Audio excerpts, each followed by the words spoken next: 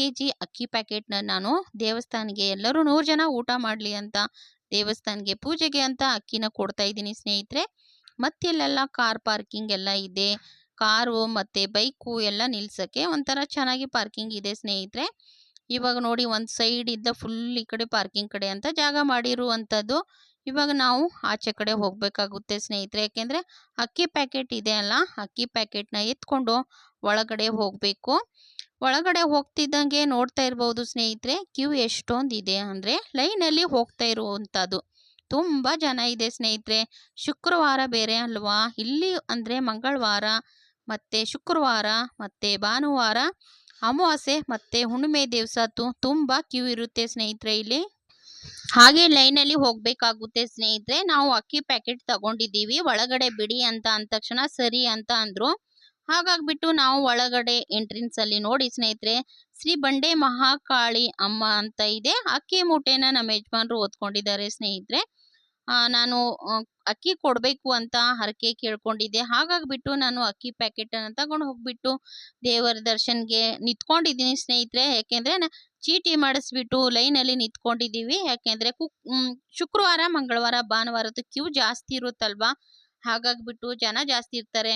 ಮತ್ತು ಶುಕ್ರವಾರ ಭಾನುವಾರ ಮತ್ತು ಅಮಾವಾಸ್ಯೆ ಹುಣ್ಣಿಮೆಗೆ ಮಂಗಳವಾರ ಎಲ್ಲ ನೀರು ಹಾಕ್ತಾರೆ ಸ್ನೇಹಿತರೆ. ಹಾಗಾಗ್ಬಿಟ್ಟು ಯಾರಿಗಾದ್ರೂ ಗೊತ್ತಿಲ್ಲ ಅಂದರೆ ದಯವಿಟ್ಟು ಈ ದೇವಸ್ಥಾನಕ್ಕೆ ಬಂದುಬಿಟ್ಟು ಒಂದ್ಸತಿ ನೀರನ್ನು ಹಾಕಿಸ್ಕೊಳ್ಳಿ ಸ್ನೇಹಿತರೆ. ತುಂಬ ಪವರ್ಫುಲ್, ನಮಗೆ ಒಂಥರ ಚೆನ್ನಾಗಿದೆ ದೇವಸ್ಥಾನ, ನಮಗೂ ಎನರ್ಜಿ ಬರುತ್ತೆ ಸ್ನೇಹಿತರೆ. ಯಾರದೇ ಕೆಟ್ಟ ದೃಷ್ಟಿ ಏನಾದರೂ ಆದರೆ ನಮ್ಮ ಮೇಲೆ, ಕೆಟ್ಟ ದೃಷ್ಟಿ, ನಮಗೆ ಕೆಟ್ಟ ಕಣ್ಣು ಏನಾದರೂ ಬಿದ್ದರೆ ಈ ದೇವಸ್ಥಾನಲ್ಲಿ ಒಂದ್ಸತಿ ಹೋಗಿ ದರ್ಶನ ಮಾಡ್ಕೊಂಬಂದರೆ ಎಲ್ಲ ಇದಾಗುತ್ತೆ, ಹೋಗ್ಬಿಡುತ್ತೆ ಅಂತ ಹೇಳ್ತಾ ಇರ್ಬೋದು ಸ್ನೇಹಿತರೆ.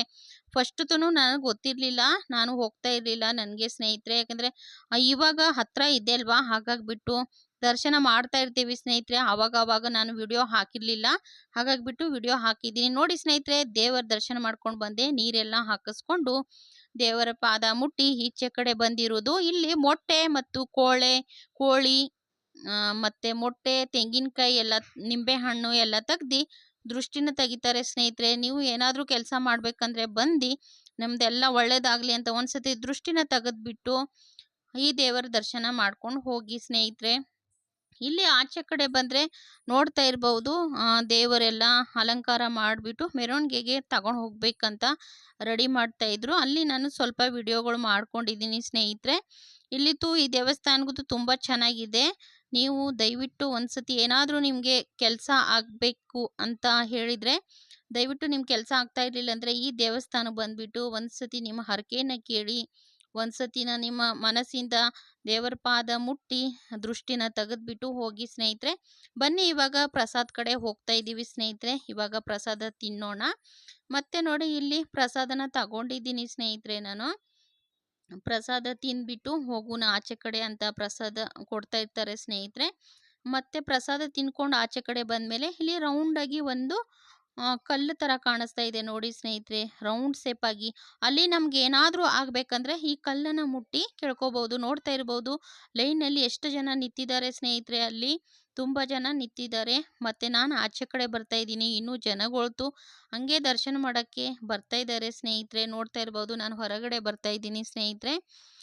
ಶುಕ್ರವಾರದ್ದು ಫುಲ್ಲು ಕ್ಯೂ ಬೇರೆ ಇತ್ತು, ಹಂಗೂ ಹೋಗ್ಬಿಟ್ಟು ಬರೋಣಂತ ಬಂದಿದ್ದೀವಿ ಸ್ನೇಹಿತರೆ. ದರ್ಶನ ಎಲ್ಲ ಮಾಡಿಕೊಂಡು ಈಚೆ ಬರ್ತಾ ಇದ್ದೀವಿ.